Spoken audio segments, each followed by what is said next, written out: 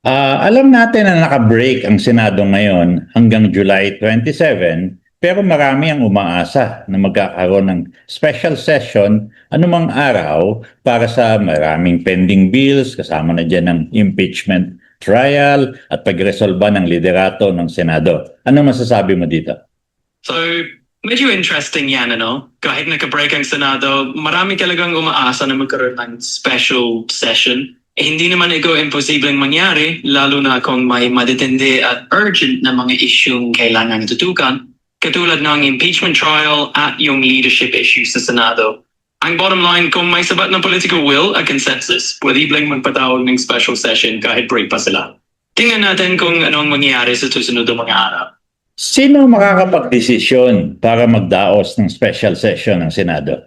Sa usaping yan, typically kung makakapagdesisyon para magkaroon ng special session ay yung Senate leadership.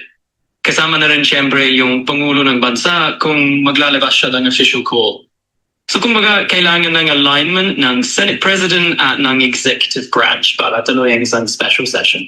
Wala siguro ako nakikitang problema sa presidente ng bansa. Pero sa liderato ng Senado, sino ang liderato ng Senado? Sino ang kumakatawan sa lider ng Senado? Dahil alam natin ngayon na nagbabanggaan at nagtatalo ang faction ni Senator Win Gatchalian at ang faction ni Senate President Alan Cayetano.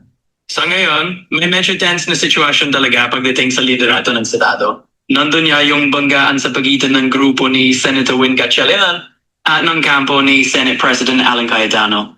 So kahit technically si Cayetano pa rin ang Senate President sa papel, medyo komplikado talaga ang dynamics sa ngayon. Malamang tuloy-tuloy pa yung mga usapan na negosyasyon sa pagitan nila hanggang magkaroon ng linaw kung sino talaga ang matitirang namumuno.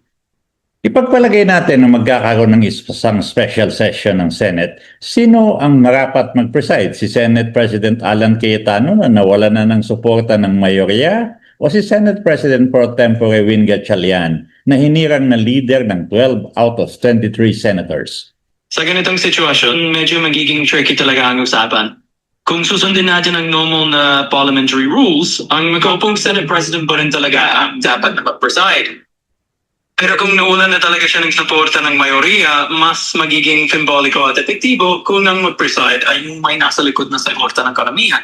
Kaya kung titingnan natin yan, posibleng magkaroon ng hamunan o parang palitan ng liderato kung sakaling magka-special session. So magiging mahalaga kung sino yung tatayong mayorya at sino yung talagang kikilalanin ng mga senador.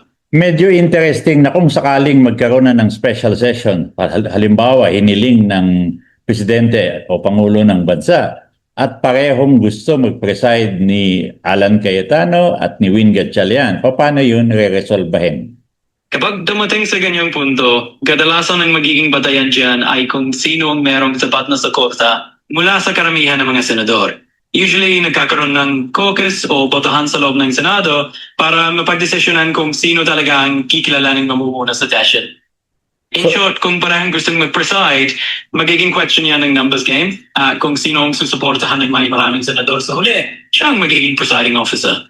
Kung sakaling matuloy ang isang special session, sino man ang magpipreside at magkaroon ng suporta sa floor si Senator Gatchalian mula sa 13 senators, masasabi ko bang tapos na ang boxing? Well, sa ganong scenario, kung makakuha si Senator Gatchalian ng suporta mula sa 13 senador, masasabi nating malakas na talaga ang kanyang pwesto. Parang, oo, tapos na ang boxing kumbaga dahil mayorya na yung nasa likod niya. Kung 12 pa din ang bilang ng senador sa likod ni Gatchalian pagdating ng special session, samantalang si Cayetano ay meron lamang 11, nakapitin pa rin ba ang tanong kung sino ang de jure Senate President? Kung ganyan ang sitwasyon na tuloy pa rin ang 12 senador sa kampo ni Gatchalian at 11 lang kay Cayetano, ang totoo niyan, medyo malinaw na kung sino ang may applicant. Ibig sabihin sa puntong yun, malamang si Gatchalian na talaga ang de facto na kinikilalang leader.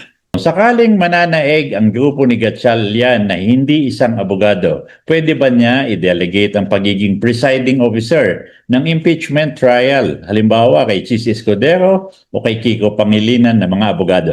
Kahit hindi abogado si Gatchalian, pwede niyang i-delegate yung pagiging presiding officer ng impeachment trial sa isang kasamahan niyang mas may legal na karanasan. Karaniwan naman ginagawa yan sa Senado para maging maayos ang daloy ng proseso. Lalo na sa mga impeachment trial na medyo technical at legalistic ang mga usapan. Ang nakikita ng mamamayan, nag-yield ang Senate President, ang presiding officer, maski kaninong senador. Pero yun ay sa mga regular sessions.